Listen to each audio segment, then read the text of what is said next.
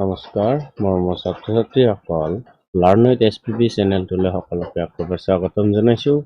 আজি আমি ষষ্ঠ শ্ৰেণীৰ ভাৰতীয় গণিতৰ চেপ্টাৰ 2 আলোচনা কৰিম। ইয়াতে কিমান দূৰ পাৰোঁ অনুশীলনীৰ সৈতে আমি আগবাঢ়িব যাবলৈ চেষ্টা কৰিম। ঠিক আছে, তো অধ্যায়টোত কি আছে? পূৰ্ণ সংখ্যা। এই পূৰ্ণ সংখ্যা, তাৰপিছত ইয়াতে পূৰ্ণ সংখ্যাটো কাক কয়, কেনেকুৱা ধৰণৰ হয়, আমি সেই বিষয়ে চাম। ইয়াতে এই পূৰ্ণ সংখ্যাৰ মানেটোৱে সেইটো কৈছে।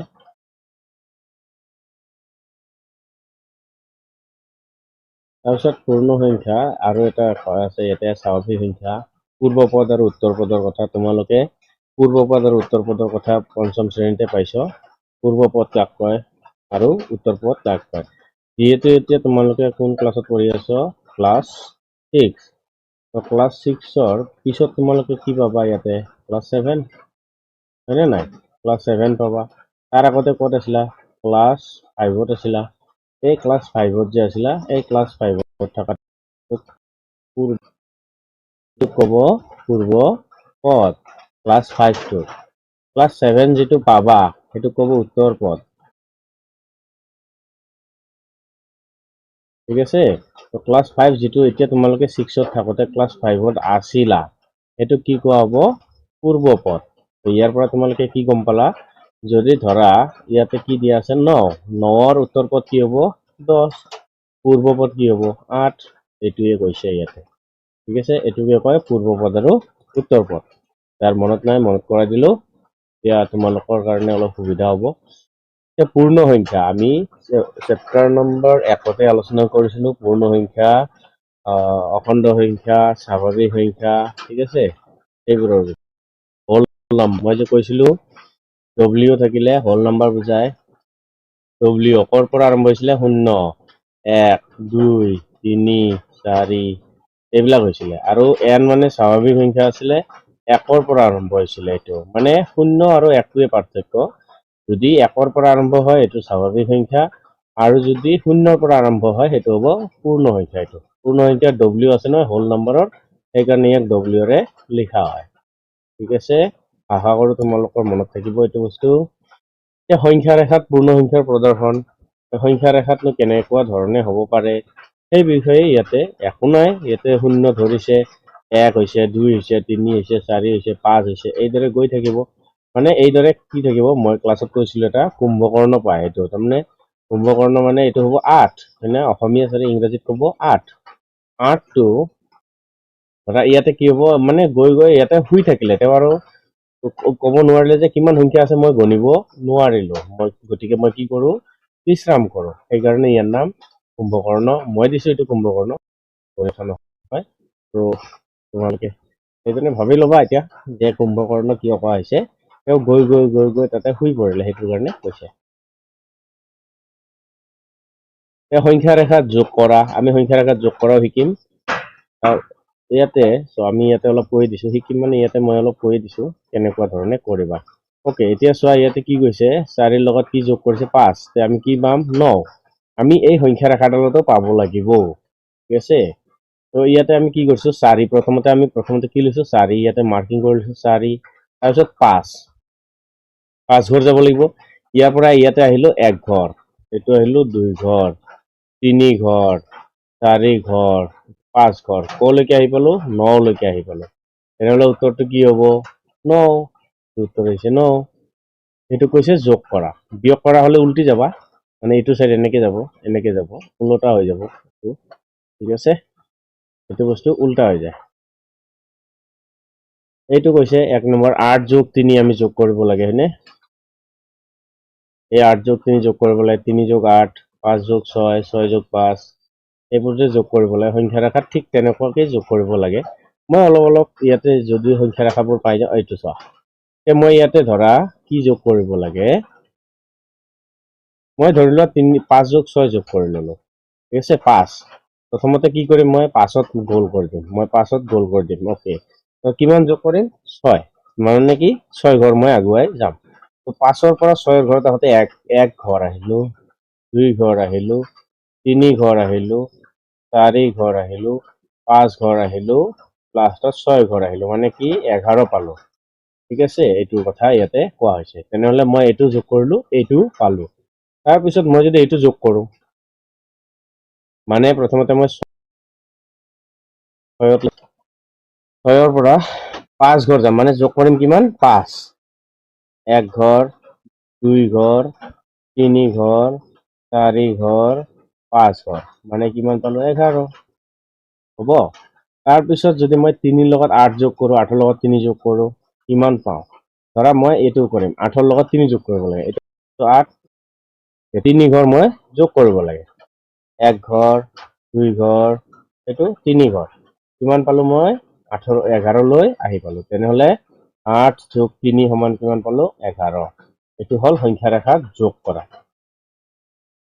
তাৰপিছত 3ৰ লগত যদি মই 8 যোগ কৰো, এতিয়া ধৰা এইটো 3, ঠিক আছে, 8 ঘৰ যোগ কৰিব লাগে, কিমান 8 ঘৰ, 1 2 3 4 5 6 7 8, মই কিমান পালো 11 পালো আহি, হয়নে?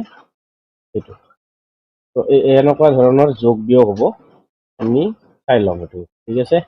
এই সংখ্যা ৰেখাত চোৱা, এতিয়াৰ পৰা বুজিছা যে 10ৰ পৰা 6 বিয়োগ কৰিব লাগে। এইটো সংখ্যা ৰেখাতে কি কৈছে, 10ৰ পৰা 6 বিয়োগ কৰিলে আকৌ উল্টা হৈ যায়। তেনেহলে প্ৰথমতে তুমি 10 লোৱা, 10ৰ পৰা কেই ঘৰ বিয়োগ কৰিবা 6 ঘৰ, 1 ঘৰ, 2 ঘৰ, 3 ঘৰ, 4 ঘৰ, 5 ঘৰ, 6 ঘৰ, কলৈকে আহি গ'লো 4। তাৰমানে 10ৰ পৰা যদি 6 বিয়োগ কৰো আমি 4 পাওঁ। সংখ্যা ৰেখাটো আমি পাইছো নে নাই, ডাইৰেক্ট 4টো, এইটো হয়নে? মানে 10ৰ পৰা ডাইৰেক্ট 6 বিয়োগ কৰিলে আমি কলৈকে আহি পাইছো 4 ঘৰলৈকে আহি পাইছো। ঠিক তেনেকুৱা ইয়াতে ধৰা 12 দিয়া আছে, 12ৰ পৰা 7 বিয়োগ কৰিব লাগে, ওকে। ইয়াতে 11 দিছে ন, মই ইয়াতে কি কৰিলো, এইটো 12 লৈ ললো, হল। এতিয়া 12ৰ পৰা আমি কি কৰিব লাগে, এইটো 12 7 বিয়োগ কৰিব লাগে, মানে 1 ঘৰ, এইটো হ'ব 2 ঘৰ, তাৰপিছত 3 ঘৰ, 4 ঘৰ, 5 ঘৰ, 6 ঘৰ, 7 ঘৰ, 5 পাইছো আমি। মানে 12ৰ পৰা যদি আমি 7 বিয়োগ কৰো কিমান পাওঁ 5। এইটো চোৱা, ইয়াৰ পৰা আমি কি পালো, এইটো 5, এইটোৱে কৈছে ইয়াতে। তাৰপিছত আমি চাওঁ আৰু বিয়োগ হলে উল্টাকে আহে, বেলেগ একো নাই, উল্টাকে আহিব লাগে। এতিয়া 10ৰ পৰা 3 বিয়োগ কৰি চাওঁ, 10ৰ পৰা 3 বিয়োগ কৰিলে আমি কিমান পাওঁ সেইটো চাওঁ। এতিয়া চোৱা 10, এতিয়া মই 12টো মুছি দিছো বাৰু, এই 10ত গ'ল দিয়ে আছে, 3 ঘৰ বিয়োগ কৰিব লাগে না, কেই ঘৰ বিয়োগ কৰিব লাগিব 3 ঘৰ, 1 ঘৰ, 2 ঘৰ, 3 ঘৰ, হৈ গ'ল, আমি 7 পালো। মানে 10ৰ পৰা যদি 3 বিয়োগ কৰো আমি 7 পাওঁ, হয়নে নাই, 7 পাওঁ, এইটোৱে কথা ইয়াতে কৈছে। তাৰপিছত ইয়াতে কি দিছে, 6ৰ পৰা 6 বিয়োগ কৰিব লাগে, ওকে। আমি 6 ধৰি ললো, এইটো 6 ঘৰ বিয়োগ কৰিব লাগে, মানে কি 6ৰ পৰা 6 বিয়োগ কৰিলে আমি কি পাম, 0 পাম। তেনেহলে আমি এই 0 ঘৰলৈকে আহি পাব লাগিব। তেতিয়াহলে মই এতিয়া কি কৰো, 6ৰ ঘৰৰ পৰা 6 ঘৰ বিয়োগ কৰিম, 1 ঘৰ, 2 ঘৰ, 3 ঘৰ, 4 ঘৰ, 5 ঘৰ, 6 ঘৰ, আমি 0 পালোৱেই, হয়নে নাই। তাৰমানে এইটোৰ মান 0, এইটোৰ মান কিমান আছিলে 7, এইটোৰ মান কিমান আছিলে 5, আমি পাইছো এইখিনি, হয়নে। তেনেহলে আমি ৰেডিমেড যিটো সংখ্যা ৰেখা, ইয়াতে কি কি শিকিলো, যোগ কৰা আৰু বিয়োগ কৰা শিকিলো, সংখ্যা ৰেখাত কেনেকুৱাকে কৰে। এতিয়া পূৰণ আৰু হৰণো আমি চাম, হ'ব। এতিয়া যদি পূৰণ আৰু হৰণ দিয়া আছে আমি চাই লম, এইটো চোৱা 5ৰ লগত 3 যোগ কৰিছে, পূৰণ কৰিছে, চৰি। এতিয়া মই যদি ইয়াতে তোমাক থুলমূলকে ক'বলৈ যাওঁ, 5 3 গুণে আমি জানো 15 হয়, আমি আৰু সংখ্যা ৰেখাত কিয় কৰিব লাগে, হয়নে নহয়। এতিয়া 5 গৈ কেইবাৰ জপিয়াব লাগে, তাৰমানে পূৰণ কৰিলে 3 বাৰ জপিয়াব লাগিব, সেইটোৱে কৈছে পূৰণ কৰা। পূৰণ কৰা মানে যিমানৰ লগত যিমান, এতিয়া 5ৰ লগত মই 4 পূৰণ কৰিলে 5টা 5টাকৈ 4 বাৰ জপিয়াব লাগিব, ঠিক আছে। মই কৰি দেখুৱাই দিছো, ধৰা 5 3 গুণে 15, মানে 5 ঘৰ গৈ কেইবাৰ জপিয়াব লাগে 3 বাৰ, 1 ঘৰ, 2 ঘৰ, 3 ঘৰ, 4 ঘৰ, 5 ঘৰ, মানে এইটো 1 ঘৰ হয়, মানে একবাৰ জপিওৱা হল, ঠিক আছে। মই কি কৰিলো, ইয়াৰ পৰা একবাৰ জপিয়াই আহিলো, আৰু 1 ঘৰ, 2 ঘৰ, 3 ঘৰ, 4 ঘৰ, 5 ঘৰ, মই ইয়াৰ পৰা আৰু একবাৰ জপিয়াই আহিলো, কলৈকে, ইয়ালৈকে। তাৰপিছত 1 ঘৰ, 2 ঘৰ, 3 ঘৰ, 4 ঘৰ, 5 ঘৰ, মই আৰু একবাৰ জপিয়াই আহিলো, মানে তিনিবাৰ জপিয়ালো, একবাৰ দুইবাৰ তিনিবাৰ জপিয়ালো, 5ৰ লগত তিনিবাৰ জপিয়াই 15 ঘৰলৈ গৈ পালো। এইটোৱে কথা ইয়াতে কৈছে। এইখিনি হৈ গ'ল। তাৰপিছত এতিয়া ধৰা মই 5ৰ লগত মই 4 পূৰণ কৰিব, 5 4 গুণে 20 পাওঁ। তো 5 ঘৰকৈ মই 1 ঘৰ জপিয়ালো, 2 ঘৰ জপিয়ালো, 3 ঘৰ জপিয়ালো ইয়ালৈকে, আৰু 1 ঘৰ, 2 ঘৰ, 3 ঘৰ, 4 ঘৰ, 5 ঘৰ। মই ইয়াতে আৰু একবাৰ জপিয়াই আহিম, মানে 20 লৈকে পাম তেতিয়া, হয়নে নাই? 1 ঘৰ, 2 ঘৰ, 3 ঘৰ, 4 ঘৰ জপিওৱা হৈ গ'ল। ইয়াতে এইখিনি কৈছে। তাৰপিছত সংখ্যা ৰেখাত হৰণ কৰিলে বিয়োগৰ দৰে আমি ওলোটাকে দিব লাগে। ইয়াতে যেটো কোৱা আছে, মই যদি থুলমূলকৈ বুজাবলৈ যাওঁ, ইয়াতে কি কৈছে চোৱা, ধৰা 15 কিহেৰে হৰণ কৰিছে? 3 ৰে হৰণ কৰিছে। আমি যদি 3 ৰে 15 হৰণ কৰো, 3 5 গুণে 15, হয়নে? 0। আমি কিমান পাম? 5 বাৰ পাম। আমি ইয়াতে উলিয়াব লাগে। ওকে, 15 3 ৰে হৰণ কৰা, তাৰমানে তুমি 15 আগতে চিন দি লোৱা। ইয়াৰ পৰা তুমি কি কৰিব লাগিব? 3 ঘৰকৈ জপিয়াই যাব লাগিব। 1 ঘৰ, 2 ঘৰ, 3 ঘৰ, মানে তুমি 1 ঘৰ জপিয়াই আহিলা, ইয়ালৈকে পালা। ইয়াৰ পৰা 1 ঘৰ, 2 ঘৰ, 3 ঘৰ, ইয়ালৈকে আৰু 1 ঘৰ জপিয়ালা, ঠিক আছে? 2 বাৰ, 1 ঘৰ, 2 ঘৰ, 3 ঘৰ। তুমি ইয়াৰ পৰা আৰু 1 ঘৰ জপিয়াই আহিলা, আৰু 1 ঘৰ, 2 ঘৰ, 3 ঘৰ। তুমি ইয়াৰ পৰা আৰু 1 ঘৰ জপিয়াই আহিলা, তাৰপিছত 1 ঘৰ, 2 ঘৰ, 3 ঘৰ। তুমি ইয়াৰ পৰা আৰু 1 ঘৰ জপিয়াই আহিলা, ক'ত পালা? 0। কেইবাৰ জপিয়ালা? 1 বাৰ, 2 বাৰ, 3 বাৰ, 4 বাৰ, 5 বাৰ। তাৰমানে কি, 3 ৰে তুমি যদি 15 হৰণ কৰা, কিমান বাৰ পাবা? 5। 3 5 গুণে 15, 0 হ'ব। তেনেহ'লে ইয়াতেও তুমি 5 ঘৰে জপিয়ালা, হয়নে? 1 ঘৰ, 2 ঘৰ, 3 ঘৰ, 4 ঘৰ, 5 ঘৰ, হয়নে নাই? এইটোৱে কৈছে হৰণত, এইটোৱে পূৰণ আৰু যোগ একেধৰণে সোঁহাতে আগবাঢ়ি যায়, বিয়োগ আৰু হৰণ হলে বাওঁহাতে উল্টাকে ঘূৰি আহে। তো এইটো হৈ গ'ল। এতিয়া আমি অনুশীলনী 2 এ লৈ আহো। ইয়াতে বেছি নকৰো, অলপমান কৰিম, যিহেতু অলপ দীঘলীয়া হ'ব। তাৰ কাৰণে আমি কি কৰিম? অলপমান সোনকালে কামটো কৰি ল'ম।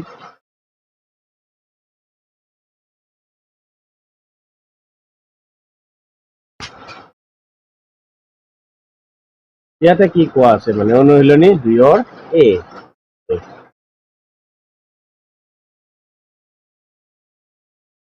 ইয়াতে কৈছে 1 1 0 1 0 1 ৰ পূৰ্ব পদ আৰু উত্তৰ পদ কি লিখা? মই অলপ আগতে কৈ আহিলো পূৰ্ব পদ আৰু উত্তৰ পদ, হয়নে?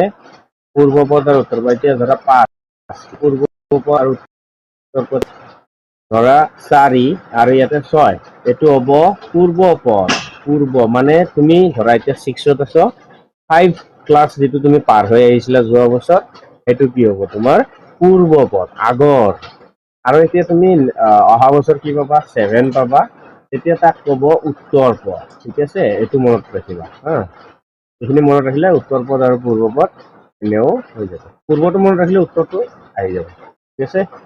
তেতিয়াহ'লে তুমি কি কৰা, এই সংখ্যাটো লোৱা 1 1 0 1 0 1, ইয়াৰ পৰা 1 বিয়োগ কৰা। 1ৰ পৰা 1 গ'লে 0, 0 0 1 0 1 1। এইটো হ'ব পূৰ্ব পদ।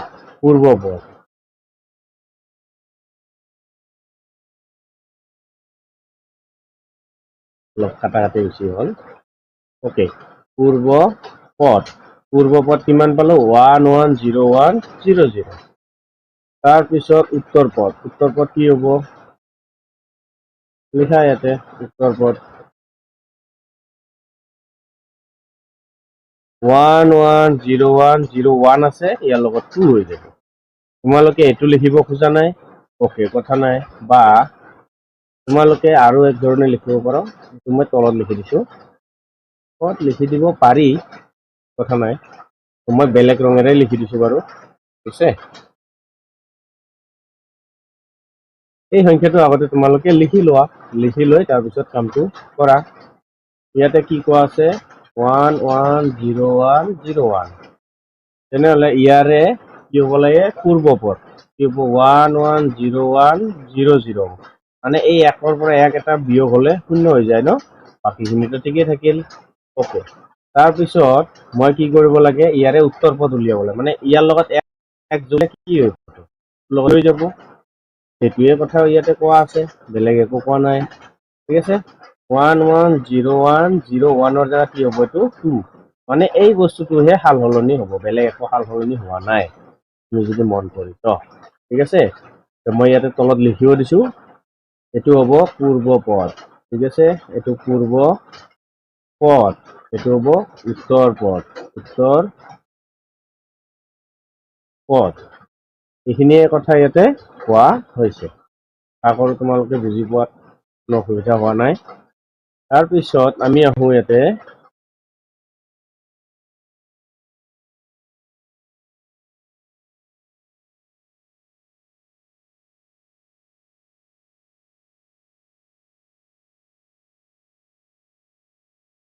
ইয়াৰে তিনিটাকৈ পূৰ্ণ সংখ্যা লিখা পূৰ্ণ সংখ্যা মই কৈছিলো ডব্লিউ থাকে 0 1 2 3 মানে বাঢ়ি গৈ থাকে কলৈকে কুম্ভকৰ্ণৰ কথা এটা কৈছিলো ন কুম্ভকৰ্ণলৈকে বাঢ়ি গৈ থাকে তো ইয়াতে বাঢ়ি গৈ থাকে মানে ধৰা ইয়াতে 10,000 হ'ব পাৰে ঠিক আছে 1 লাখো হ'ব পাৰে মানে কিমান ডাঙৰো সংখ্যা হ'ব পাৰে সেইটো আমি নাজানো তেতিয়াহ'লে মই যদি ইয়াতে লওঁ 1000 ধৰা মই 1000 ললো এইটো এটা পূৰ্ণ সংখ্যা ঠিক আছে 10,000 এইটো এটা পূৰ্ণ সংখ্যা 2 3 4 5 এইটো 1 লাখ এইটোও পূৰ্ণ সংখ্যা হল তো এই ধৰণে সংখ্যাবোৰ কি হয় পূৰ্ণ সংখ্যাতেই পৰে তো ইয়াতে তোমাক যেটো দিয়া আছে সেইটো মতে তুমি এতিয়া যদি কৰিব যোৱা ইয়াতে কি কোৱা আছে আমি সেইটো মতেও চাও ইয়াতে কোৱা আছে 1090 ৰ ঠিক আগৰ মানে তুমি 1090 ইয়াৰে ঠিক আগৰ কেইটা তিনিটা আৰু ঠিক পিছৰ তিনিটা ঠিক আগৰ আৰু ঠিক পিছৰ মানে একদম ওচৰা ওচৰি আৰু ইয়াৰ ঠিক আগৰ সংখ্যাটো কি হ'ব মই অলপ ভালকে যদি লিখো ধৰা এইটো উল্টা পাল্টা হৈ আছে ন ঠিক আগৰ আৰু ঠিক পিছৰ হয় নে নহয় এতিয়া মই ইয়াক কি কৰিছো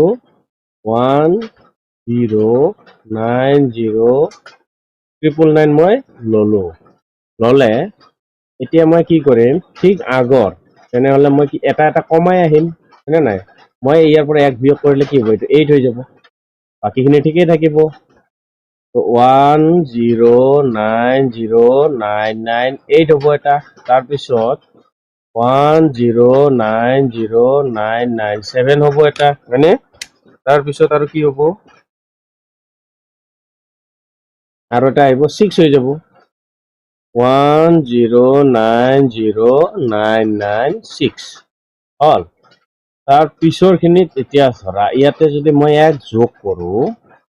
মই এক যোগ কৰো এতিয়া কিন্তু ইয়াতে অলপ জটপট আহিব যদি এইখিনি হৈ গৈছে তাৰপিছত বাকীখিনি হৈ যাব 9 একে 10 শূন্য হাত থাকিল 1 9 একে 10 শূন্য হাত থাকিল 1 9 লগত এক যোগ কৰিলে 10 শূন্য হাত থাকিল 1 এইটো 1 বহিব তাৰপিছত 90 এইটো মানে এইটো পাবা ঠিক পিছৰ তেনেহলে ইয়াৰ পিছত কি পাবা 109100 তাৰ পিছৰখিনি কিন্তু টেনচন নাই তাৰ পিছৰখিনি তোমাৰ এনেও হৈ যাব তাৰ পিছৰখিনি তোমাৰ একদম সহজতে হৈ যাব যেহেতু এইটো মই পালো ইয়াৰ পিছৰ সংখ্যাটো কি ইয়াৰ পিছৰ সংখ্যাটো ইয়াতে এক বহুৱাব লাগিব বাকি একো নাই ঠিক আছে তো ইয়াতে কি লিখিব পাৰিবা তোমালোকে 10910001 হ'ব এটা তাৰপিছত আৰু এটা মই লিখিব পাৰো 10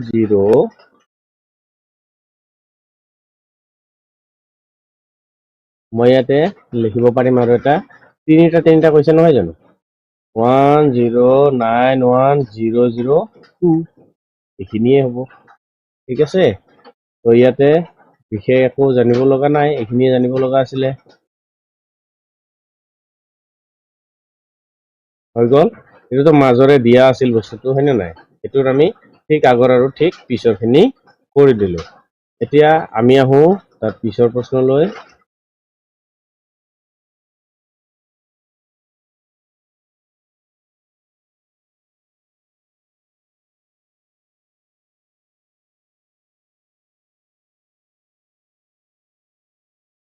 ইয়াতে কি কোৱা আছে ইমানৰ মাজত যিকেইটা পূৰ্ণ সংখ্যাৰ এককৰ স্থানত 5 আছে সেইকেইটা কি কি এককৰ স্থানত 5 থকা মানে কি বুজাইছে মই প্ৰথমতে সেইটোৱে ক'বলৈ যাওঁ এতিয়া চোৱা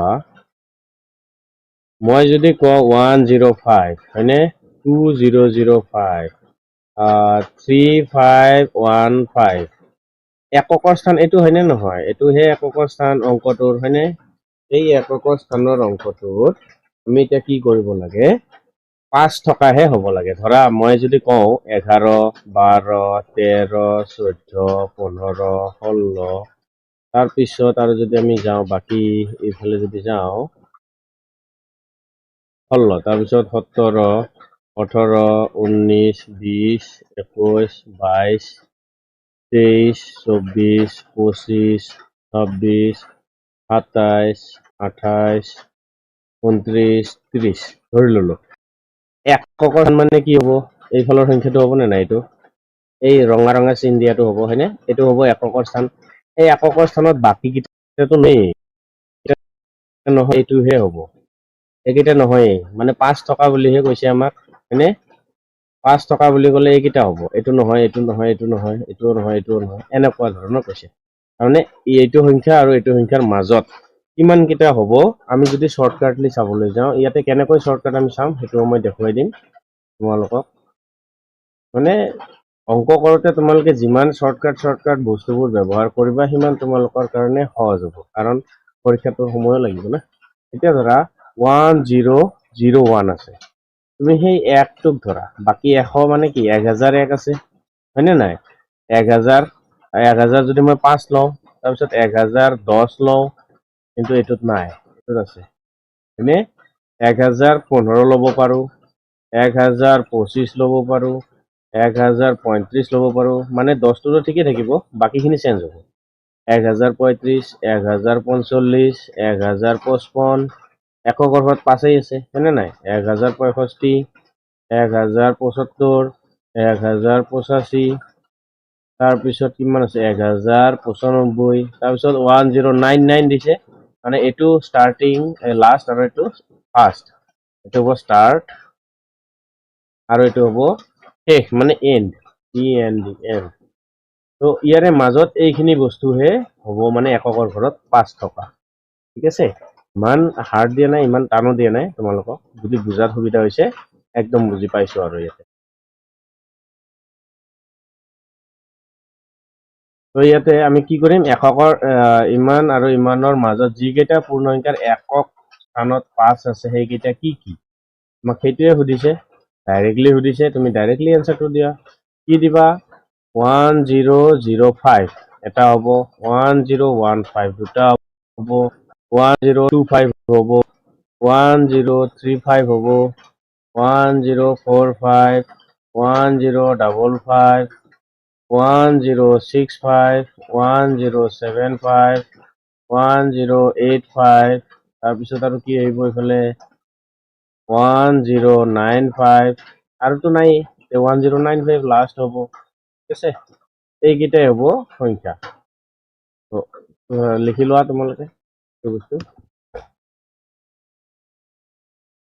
আমি এতিয়া পিছৰ পৰ্যায়লৈ আহোঁ পিছৰ প্ৰশ্নটোলৈ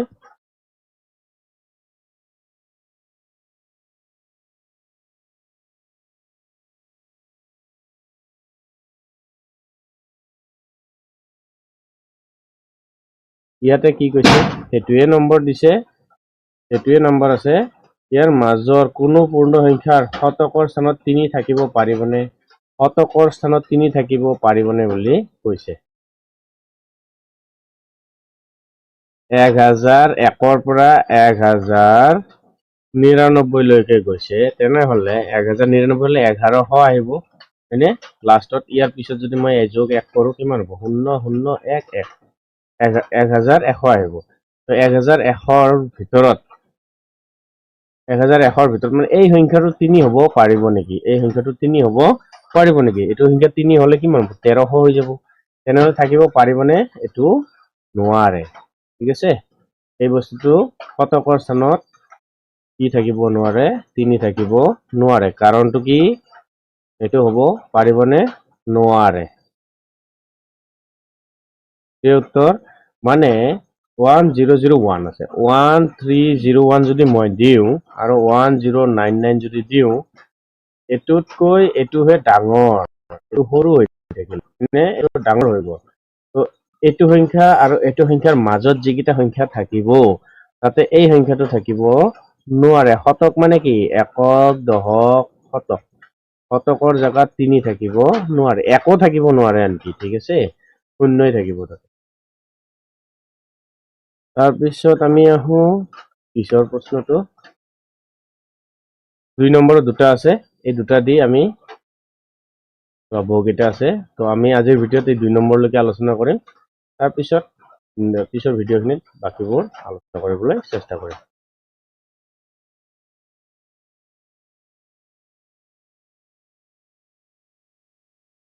কি কৈছে ইয়াতে আমি সেইটো চাওঁ যে আটাইতকৈ সৰু পূৰ্ণ সংখ্যাটো আৰু আটাইতকৈ সৰু স্বাভাৱিক সংখ্যাটোৰ বিয়োগফল কিমান ওকে পূৰ্ণ সংখ্যা আৰু স্বাভাৱিক সংখ্যা কাক কয় এনেৰে বুজায় একৰ পৰা আৰম্ভ হয় ঠিক আছে পূৰ্ণ সংখ্যা ডব্লিউ মানে শূন্যৰ পৰা আৰম্ভ হয় ঠিক আছে আমি এইখিনি পঢ়িছো হয়নে ডব্লিউ মানে হোল নাম্বাৰ পূৰ্ণ সংখ্যা এন মানে স্বাভাৱিক সংখ্যা নেচাৰেল নাম্বাৰ সেইকাৰণে এইটো কোৱা হয় তো এন আৰু ডব্লিউৰ মাজত পাৰ্থক্যটো চোৱা ইয়াতে আটাইতকৈ সৰু সংখ্যা কি আছে আটাইতকৈ সৰু পূৰ্ণ সংখ্যাটো আটাইতকৈ সৰু পূৰ্ণ সংখ্যা কি শূন্য হয়নে আটাইতকৈ সৰু স্বাভাৱিক সংখ্যা কি আছে 1 এটোৰ বিয়োগফল কিমান বিয়োগফল 1 হ'ব মানে 1ৰ পৰা যদি বিয়োগ শূন্য কৰো 1 আহিব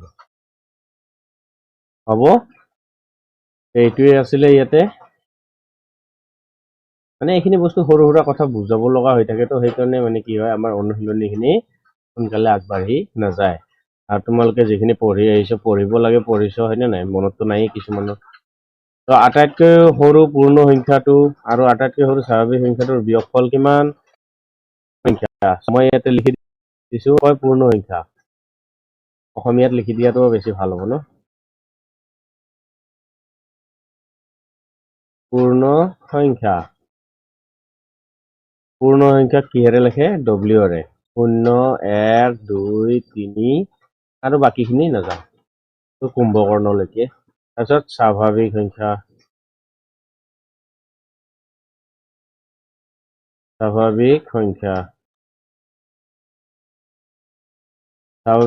এনেৰে লিখে এইটো 1ৰ পৰা আৰম্ভ হয় এনেকুৱা যায় এইটো কুম্ভকৰ্ণলৈকে মানে আৰম্ভণি স্বাভাৱিক সংখ্যাটো 1ৰ পৰা হয় আৰু পূৰ্ণ সংখ্যাটো 0ৰ পৰা হয় তো এইখিনিয়ে পাৰ্থক্য তাৰপিছত ইয়াৰে কৈছে যে বিয়োগফল কিমান বিয়োগফল মানে কি পূৰ্ণ সংখ্যা w মাইনাছ n মানে কি হ'ব w মাইনাছ n মানে কি হয় আমি এইটো চাওঁ w ৰ মান 0 -1 দিলে এইটো একেই হ'ব তুমি কি কৰা 1ৰ পৰা 0 বিয়োগ কৰিলে কিমান পাবা 1 পাবা তেনেহলে কি হ'ব এতেকে বিয়োগফল 1 হ'ব এইটো হ'ব ইয়াৰে উত্তৰ 1 এইখিনি দিলেই হৈ যায় কিন্তু তোমাক বুজাবৰ কাৰণে আৰু বাকী এইখিনিও নিব লগা হৈছে একো নাই বুজি পাব লাগে তোমালোকে আৰু অংকবোৰ কৰিব পাৰিব লাগে ঠিক আছে যিবোৰ বস্তু তোমালোকৰ ছবি লগা হ'ব মই ইয়াতে ইণ্টাৰনেটৰ দ্বাৰা দেখুৱাই দিম কথা নাই ডিজিটেল বোৰ্ড আছে যিহেতু হয়নে নহয় ছবি চাওঁতেনো কি আছে গুগলত চাৰ্চ কৰি মাৰি দিলে হৈ যায় তো ইয়াতে চোৱা কি কোৱা আছে আটাইতকৈ সৰু তিনিটা অংক বিশিষ্ট